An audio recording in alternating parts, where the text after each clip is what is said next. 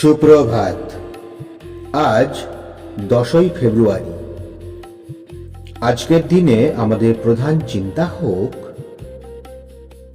আমরা নিজের চেষ্টায় স্থিরতা ও সমতা নিশ্চয়ই লাভ করিব।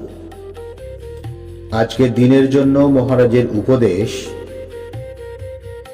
যিনি জ্ঞানী তিনি যখন আঘাতপ্রাপ্ত হন কখনো ফিরিয়া আঘাত করিতে চান না।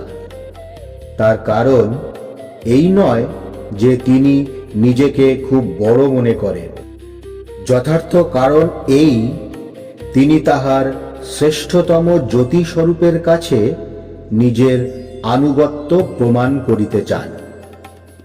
আমরা যখন একটা কড়া কথা শুনি সেটা আমাদের চিত্তকে নিষ্পিষ্ট করে, কিন্তু ইহার প্রতিকার হয় তখন যখন আমরা অন্য চিন্তাকে মনে স্থান দেই।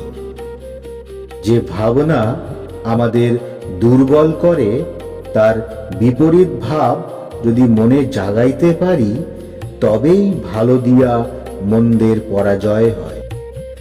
আসুন আজ আমরা সবাই মিলে প্রার্থনা করি, হে প্রভু, আমার সকল চিন্তা ও প্রার্থনা যেন তোমারই দিকে ধাবিত হয়। সকল গোলযোগ ও অস্থিরতার ঊর্ধ্বে তুমি আমাকে তুলিয়া লও।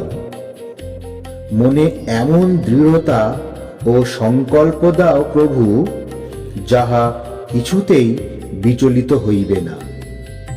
তোমার স্নেহময় আশীর্বাদ দিয়া আমাকে ঘিরিয়া রাখো, আর আমার হৃদয়কে তোমার দিব্য শান্তিতে পূর্ণ করো। প্রণাম।